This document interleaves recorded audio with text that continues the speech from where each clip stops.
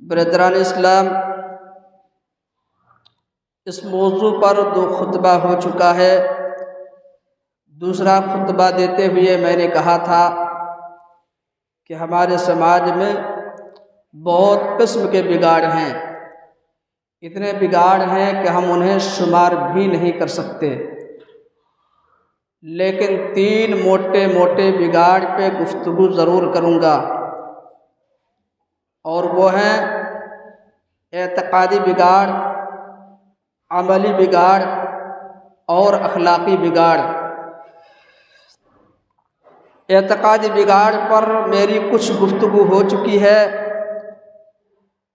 اور انشاءاللہ آج اسے مکمل کر دوں گا۔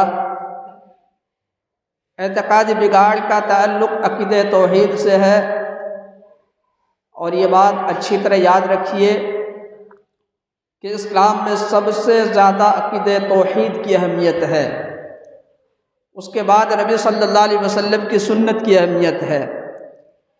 لیکن جس طرح ہم لوگ توحید سے دور ہیں، اسی طرح نبی کی سنت سے بھی دور ہوتے جا رہے ہیں۔ نبی کی سنت پر عمل کرنے کے بجائے،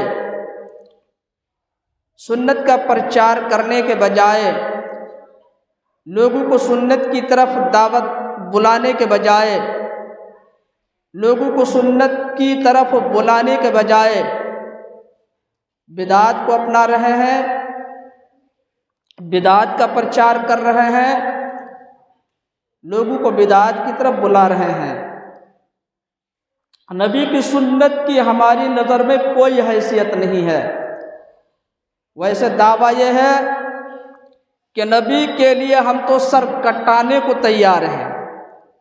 بھائیوں، پہلے نبی کی بات پر، نبی کی سنت پر عمل کرنے کا جذبہ پیدا کرو، پھر نبی کے لیے، اسلام کے لیے سر کٹانا آسان ہو جائے گا۔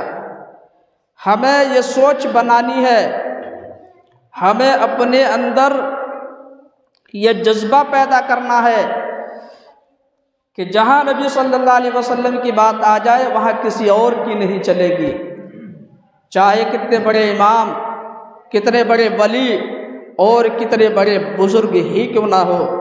صحابہ کرام نے یہی کر کے دکھایا۔ اس سلسلے میں 3 واقعات صحیح احادیث کی روشنی میں سناؤں گا۔ واقعات سننے کے بعد ذرا اس بات کا جائزہ ضرور لینا کہ نبی صلی اللہ علیہ وسلم کو واقعی ماننے والے ہیں یا صرف دعویٰ کرتے ہیں۔ پہلا واقعہ سنن ابی داؤد میں ہے۔ سنن ابی داؤد کتاب اللباس چیپٹر نمبر 31 حدیث نمبر 4089۔ سیدنا ابو درداء رضی اللہ تعالیٰ عنہ بیان کرتے ہیں، اللہ کے رسول صلی اللہ علیہ وسلم نے ہم لوگوں سے فرمایا، یعنی اللہ کے رسول صلی اللہ علیہ وسلم مجلس میں بیٹھے ہوئے ہیں، ہم لوگ بھی بیٹھے ہوئے ہیں، آپ ہم کو واعظ و نصیحت کر رہے ہیں۔ واعظ و نصیحت کرتے کرتے کسی مناسبت سے آپ نے ہم لوگوں سے کہا کہ نعم الرجل خریم الاسدی لولا طول جمته واسبال ازاری فبلغ ذلك خریما فجعل فاخذ شفرة فقطع بها جمته الى اذنی ورفع ازارہ الى انصاف ساقی۔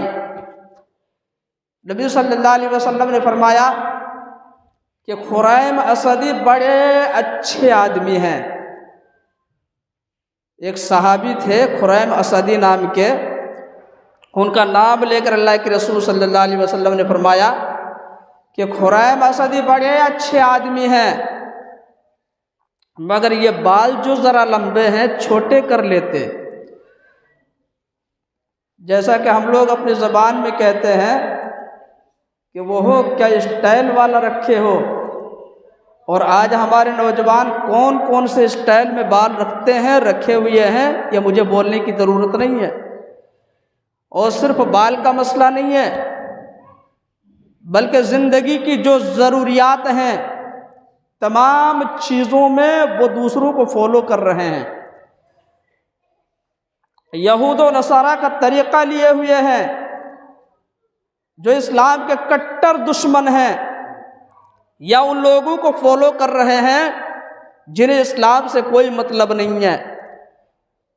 یعنی میں بات کر رہا ہوں فلمستان کے ایکٹروں کی۔ آج ہمارے زیادہ تر نوجوان انہی کو فالو کرتے ہیں، انہی کا طریقہ لیے ہوئے ہیں۔ جیسے کسی ایکٹر کو دیکھے کہ وہ اس انداز سے بال بنوا لیے، اب وہی اسٹائل چلنا شروع ہو گیا۔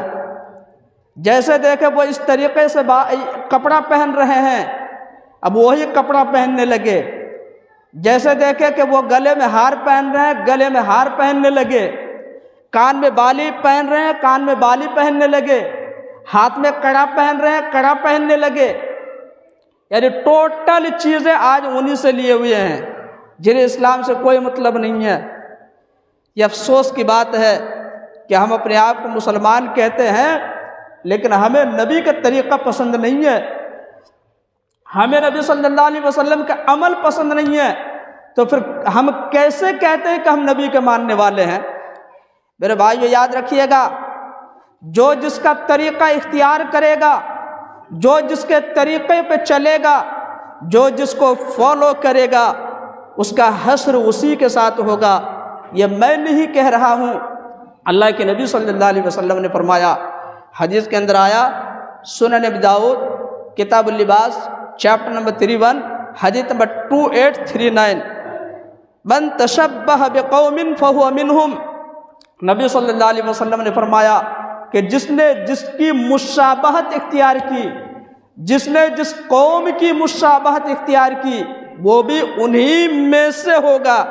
مطلب آج ہم جس کو فالو کر رہے ہیں، جس کے طریقے پہ چل رہے ہیں، جس کا طریقہ اختیار کر کے آج ہم نے اپنا چہرہ فٹ بال کی طرح بنا لیا ہے، جیسے فٹ بال کا میدان ہوتا اسی طریقے سے ہم نے صاف کر لیا۔ داڑھی مڈوا کے ہم گھومتے ہیں، اور دعویٰ کیا ہے کہ ہم مسلمان ہیں، دعویٰ کیا ہے کہ ہم نبی کی سنت پہ چل رہے ہیں۔ یہ کون سی سنت ہے؟ نبی صلی اللہ علیہ وسلم نے داڑھی منڈوائی؟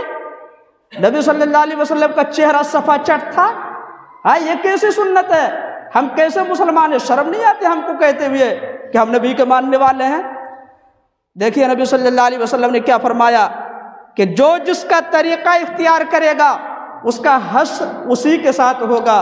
مرنے کے بعد جب قبر سے اٹھائے جائیں گے اور حشر کے میدان میں اکٹھے کیے جائیں گے، تو ایسے بدبختوں کا حشر یہود و نصارہ کے ساتھ ہوگا، یا فلمستان کے ان ایکٹروں کے ساتھ ہوگا۔ کسی ایکٹر کو دیکھے بال بناتے اسی طریقے سے بال رکھنے لگے، اب کاہے کا مسلمان ہو بے؟ اسی طریقے سے کسی کرکٹر کو دیکھے بال بناتے اسی طریقے سے بال بنانے لگے، کسی کو لباس پہنتے ہوئے دیکھا اسی طرح کے لباس پہننے لگے، کاہے کا مسلمان ہو تم؟ کس لیے بولتے ہو کہ ہم نبی کے ماننے والے؟ شرم نہیں آتی؟ دیکھیں یہاں پہ کیا کہا اللہ کے رسول صلی اللہ علیہ وسلم نے کہ جو جس کا طریقہ اختیار کرے گا اس کا حشر اسی کے ساتھ ہوگا۔ یعنی ان لوگوں کا جہاں ٹھکانہ ہوگا، ایسے عقل کے دشمنوں کا، ایسے گدھوں کا ٹھکانہ بھی وہیں ہوگا۔ یاد رکھنا اس بات کو۔ بات سمجھ میں نہیں آتی؟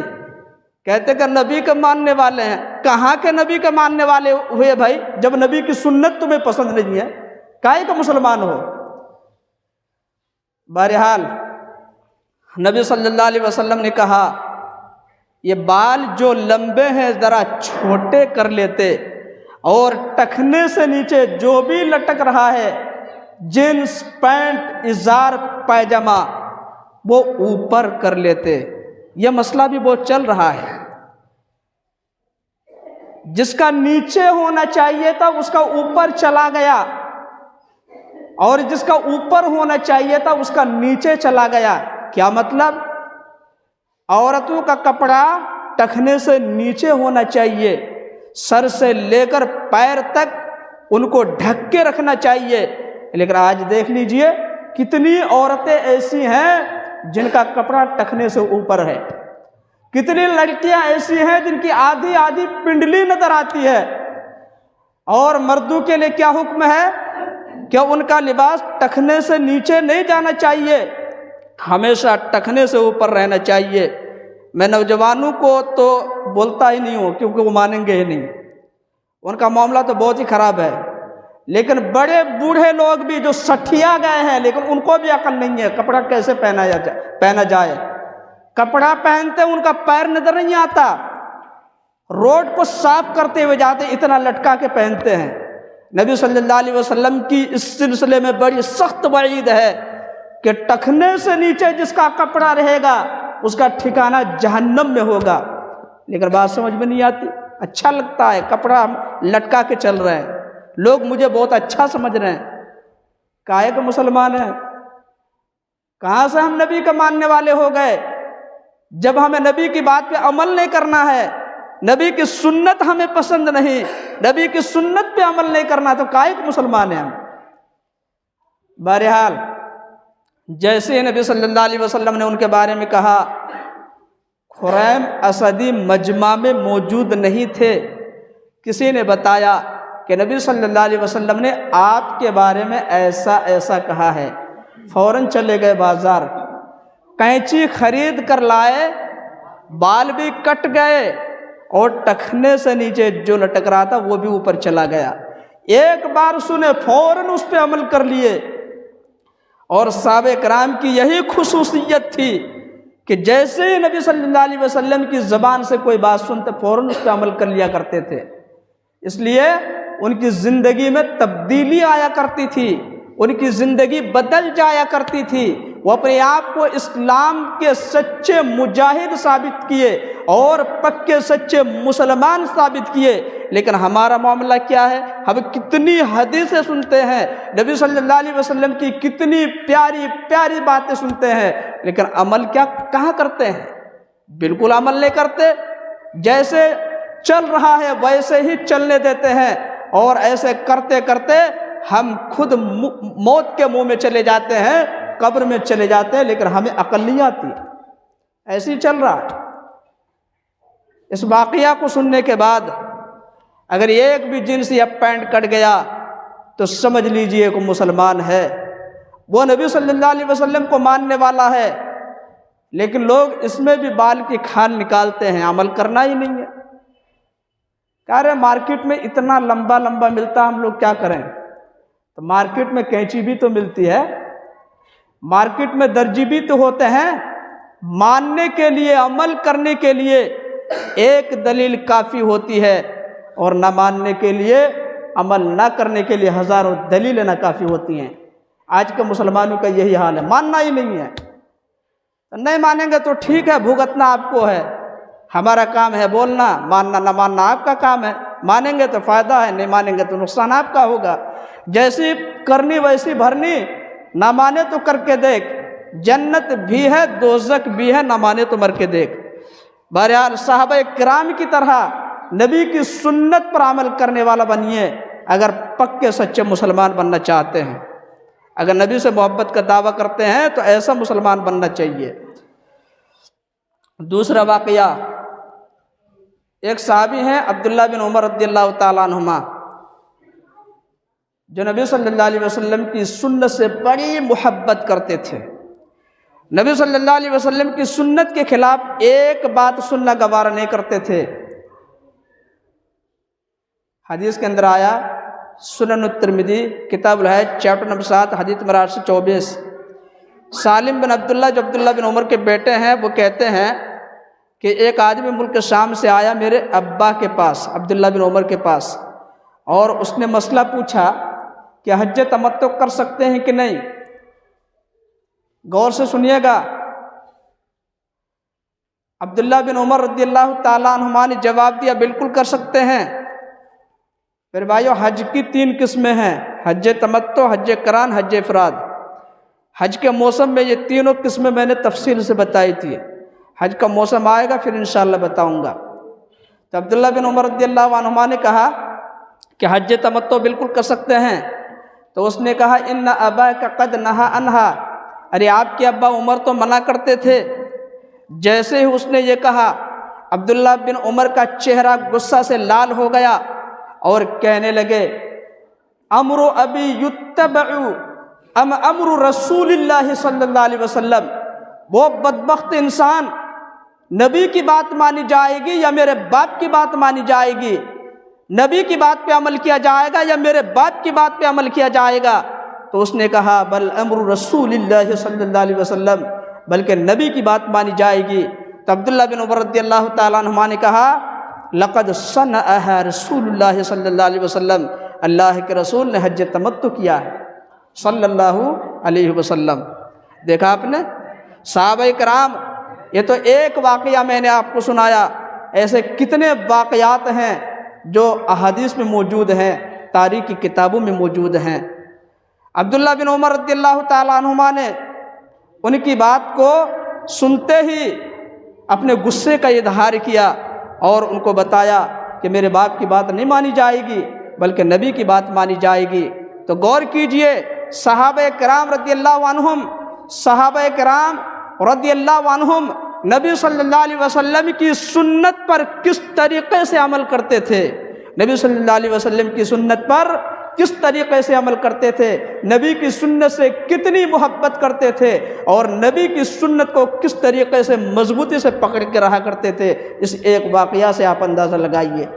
لیکن آج ہمارا حال دیکھیے، آج ہم دعویٰ کرتے ہیں کہ ہم نبی کے ماننے والے ہیں لیکن نبی کی سنت سے کوسوں دور ہیں۔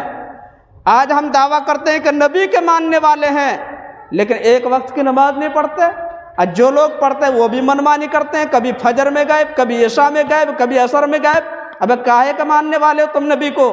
کیا نبی صلی اللہ علیہ وسلم نے کبھی کوئی نماز چھوڑی؟ اسی طرح ہماری آنکھوں کے سامنے نبی کی کتنی سنتیں مر رہی ہیں لیکن ہماری غیرت پہ کوئی آنچ نہیں آتا۔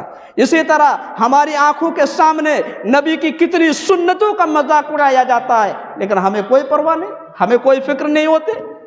دعویٰ کیا ہے کہ ہم نبی کے ماننے والے ہیں۔ سچ کہا کہنے والے نے ہمارے بارے میں کہ کون ہے تارک آئین رسول مختار، کون ہے تارک آئین رسول مختار، مصلحت وقت کی ہے کس کے عمل کا معیار، کس کی آنکھوں میں سمایا ہے شاعر اغیار، کس کی آنکھوں میں سمایا ہے شاعر اغیار، ہو گئی نگاہ کس کی سلب سے بیزار، قلب میں سوز نہیں روح میں احساس نہیں، قلب میں سوز نہیں روح میں احساس نہیں، کچھ بھی پیغام محمد کا تمہیں پاس نہیں صلی اللہ علیہ وسلم۔ آج ہم صرف زبان سے دعویٰ کرتے ہیں لیکن ہمارے پاس کچھ بھی نہیں ہے سوائے دعویٰ کے۔ تو ہم کو شرم سے ڈوب کے مر جانا چاہیے کہ ہم دعویٰ کچھ اور کر رہے ہیں، ہمارا عمل کچھ اور بتا رہا ہے، ہم کہے کہ مسلمان۔ تیسرا واقعہ سنیے، حدیث کے اندر آیا، صحیح مسلم کتاب اللباس والزینہ چیپٹر نمبر 37 حدیث نمبر 2090۔ سیدنا عبداللہ بن عباس رضی اللہ تعالیٰ عنہ بیان کرتے ہیں کہ ان رسول اللہ صلی اللہ علیہ وسلم رأى خاتما من ذهب في يد رجل، کہ اللہ کے رسول صلی اللہ علیہ وسلم نے ایک آدمی کے ہاتھ میں سونے کی انگوٹھی دیکھا۔ اگر کسی کے ہاتھ میں سونے کی انگوٹھی ہے، گلے میں سونے کا چین ہے یا ہاتھ میں سونے کا کڑا پہنے ہیں تو اللہ کے واسطے اتار دیجئے۔ دیکھیے نبی صلی اللہ علیہ وسلم نے کیا فرمایا۔ جب آپ نے دیکھا تو کیا کیا؟ فَنَزَعَهُ وَطَرَحَ، آپ نے اس کو نکال کے پھینک دیا۔ وَقَالَ يَعْمِدُ أَحَدُكُمْ إِلَى جَمْرَةٍ مِّن نَارٍ فَيَجْعَلُهَا فِي يَدِهِ، ارے کیا ہو گیا، جہنم کی آگ اپنے ہاتھ میں کیوں لینا چاہتے ہو؟ پتہ چلا اگر کوئی سونے کی انگوٹھی پہنتا ہے یا سونے کا چین گلے میں پہنتا ہے یا سونے کا کڑا اپنے ہاتھ میں پہنتا ہے یا سونے کا کوئی بھی زیور پہنتا ہے، اس کا ٹھکانہ کہاں ہوگا؟ جہنم میں ہوگا۔ یہ کس نے کہا؟ اللہ کے نبی صلی اللہ علیہ وسلم نے۔ لیکن آج لوگ شوق سے پہن رہے ہیں۔ سونے کا کوئی بھی زیور مردوں کے لیے حرام ہے، البتہ عورتوں کے لیے حلال ہیں، عورتوں کے لیے جائز ہے، عورتیں پہن سکتی ہیں لیکن مرد نہیں پہن سکتے۔ لیکن سب اپنا شوق پورا کر رہے ہیں۔ شوق پورا کریں گے وہاں بھی ایک شوق پورا کیا جائے گا، کہاں؟ جہنم میں داخل کر کے۔ اگر نبی کی سنت کی مخالفت کریں گے ٹھکانہ سیدھا جہنم میں ہوگا۔ بہرحال نبی صلی اللہ علیہ وسلم یہ کہہ کے وہاں سے چل دیے۔ وہاں لوگ جو موجود تھے، جو لوگ وہاں موجود تھے، ان لوگوں نے اس سے کہا کہ اللہ کے رسول نے نکال کے پھینک دیا، اس کا مطلب ہے تم اسے پہن نہیں سکتے، البتہ اسے فائدہ اٹھا سکتے ہو۔ اس نے کہا کیا مطلب؟ تو لوگوں نے کہا اپنے گھر کی کسی عورت کو دے دو، کیونکہ عورت کے لیے تو حلال ہے، عورت پہن سکتی ہے، تو اپنے گھر کی کسی عورت کو دے دو یا بازار میں لے جا کر اس کو بیچ دو۔ میرے بھائیوں، آگے کا جو جملہ ہے وہی جذبہ ہمیں اور آپ کو بھی پیدا کرنا ہے اگر ہم واقعی مسلمان ہیں۔ اس نے کہا لا واللہ لا آخذہ ابدا وقد طرحہ رسول اللہ صلی اللہ علیہ وسلم، اللہ کی قسم جس چیز کو اللہ کے رسول نے میرے ہاتھ سے نکال کے پھینک دیا ہے اس سے فائدہ اٹھانا تو دور کی بات، اپنے گھر کی کسی عورت کو دینا تو دور کی بات، اسے بازار میں لے جا کر بیچنا تو دور کی بات، میں اسے ہاتھ تک نہیں لگاؤں گا۔ اللہ اکبر! ہے ہمارے اندر ایسی ہمت؟ ہم ایسا کر سکتے ہیں؟ ہم تو دوسروں کو خوش کرنے میں لگے ہوئے ہیں، اللہ کے بارے میں نہیں سوچتے۔ اللہ ناراض ہے، اللہ کے رسول کی سنتیں مر رہی ہیں، اس سے کوئی فرق نہیں پڑتا۔ گھر والے ناراض نہیں ہونے چاہیے، خاندان کے لوگ ناراض نہیں ہونے چاہیے، پڑوس کے لوگ ناراض نہیں ہونے چاہیے۔ ہم دوسروں کو خوش کرنے میں لگے ہوئے ہیں لیکن اللہ کو ناراض کیے بیٹھے ہیں، لیکن ہماری غیرت پہ کبھی بھی کوئی آنچ نہیں آتا۔ یہاں دیکھیے صحابی رسول نے کیا کیا کہ نہیں، میں اسے ہاتھ نہیں لگاؤں گا۔ میرے بھائیوں، ہم بھی اسی نبی کے ماننے والے ہیں، ہمارے اندر یہ جذبہ کیوں نہیں پیدا ہو سکتا؟ آخر دنیا کا سارا کام ہمارے لیے آسان ہے، تو نبی کی سنت پہ عمل کرنا، اسلام کی تعلیم پر عمل کرنا ہمارے لیے کیوں مشکل ہے؟ کیسے مسلمان ہیں ہم اگر اسلام کی تعلیمات پر عمل نہیں کر رہے ہیں؟ اگر ہم عمل نہیں کریں گے تو پھر کون کرے گا عمل؟ میرے بھائیوں، سوچنا چاہیے ہم کو، آخر مرنے کے بعد ہم کیا لے کر جائیں گے دنیا سے؟ ہم بھی اسی نبی کے ماننے والے ہیں جس نبی کے ماننے والے صحابہ کرام تھے۔ وہ نبی کی بات سن کر کے فوراً اپنے آپ کو بدل لیا کرتے تھے۔ یہ صرف نمونے کے طور پر میں نے 3 واقعات آپ کو سنایا، ورنہ کتنے واقعات موجود ہیں۔ حالانکہ صحابہ کرام کی تاریخ آپ پڑھیں گے، اسلام لانے سے پہلے ان کی کیا حالت تھی، اللہ اکبر! آپ پڑھیں گے تو اپنے دانتوں تلے انگلیاں رکھنے کے لیے مجبور ہو جائیں گے، آپ حیرت میں ڈوب جائیں گے۔ دنیا کی کون سی ایسی برائی نہیں تھی جو ان کے اندر نہیں پائی جاتی تھی۔ وہ اتنے ظالم تھے کہ اپنی بیٹیوں کو زندہ زمین میں گاڑ دیا کرتے تھے۔ ایک صحابی آئے اور کہنے لگے اللہ کے رسول، میری 10 بیٹیاں تھیں، میں نے ان میں سے ایک ایک کر کے تمام بیٹیوں کو اپنے ہاتھوں سے زندہ زمین میں گاڑ دیا ہے۔ صحابی واقعہ سنا رہے ہیں، اللہ کے رسول کی آنکھوں سے آنسوؤں کا سیلاب جاری ہے، اللہ کے رسول زار و قطار رو رہے ہیں۔ اتنے ظالم لوگ، اور اسی طرح دنیا کی ساری برائیاں ان کے اندر موجود تھیں۔ بات بات پر کسی کا مرڈر کر دینا، بات بات پر کسی کو مار دینا، کسی کی زمین ہڑپ لینا، کسی کو کچھ کر دینا، کسی کو کچھ کر دینا ان کے بائیں ہاتھ کا کھیل تھا۔ کہنے والے نے ان کے بارے میں بہت خوب کہا کہ چلن ان کے جتنے تھے سب وحشیانہ، چلن ان کے جتنے تھے سب وحشیانہ، ہر ایک لوٹ اور مار میں تھے گانا، فسادوں میں کٹتا تھا ان کا زمانہ، فسادوں میں کٹتا تھا ان کا زمانہ، نہ تھا قانون کا کوئی تازیانہ۔ وہ تھے قتل و غارت میں چالاک ایسے، وہ تھے قتل و غارت میں چالاک ایسے کہ درندے ہوں جنگل میں بے باک جیسے، مگر جیسے ہی اسلام قبول کیے ایک دم بالکل بدل گئے، فوراً بدل گئے۔ جب نبی صلی اللہ علیہ وسلم نے انہیں سمجھایا، انہیں بتایا، انہیں سنوارا تو اپنے آپ کو صحیح کر لیے، اور کس طرح ہو گئے؟ علامہ اقبال کی زبانی کہ خود نہ تھے جو راہ پر اوروں کے ہادی بن گئے، خود نہ تھے جو راہ پر اوروں کے ہادی بن گئے، کیا نظر تھی جس نے مردوں کو مسیحا کر دیا۔ تو میرے بھائیوں، صرف دعویٰ کرنے سے کام نہیں چلے گا کہ ہم مسلمان ہیں، ہم نبی کو ماننے والے ہیں، اور نبی کا کوئی عمل ہمارے اندر موجود نہیں، نبی کی کوئی سنت پہ عمل کرنے کے لیے تیار نہیں، تو ہمیں سوچنا چاہیے۔ بہرحال اگر ہم اور آپ کامیاب مسلمان بننا چاہتے ہیں، اگر ہم اور آپ کامیاب ہونا چاہتے ہیں تو نبی صلی اللہ علیہ وسلم کی سنت کو مضبوطی سے پکڑنا ہوگا، نبی صلی اللہ علیہ وسلم کی سنت سے محبت کرنی ہوگی، نبی صلی اللہ علیہ وسلم کے طریقے کے مطابق زندگی گزارنی ہوگی، اور نبی صلی اللہ علیہ وسلم کے بتائے ہوئے راستے کے مطابق اپنے آپ کو چلانا ہوگا، اپنے گھر والوں کو چلانا ہوگا، تبھی ہم کامیاب ہو سکتے ہیں۔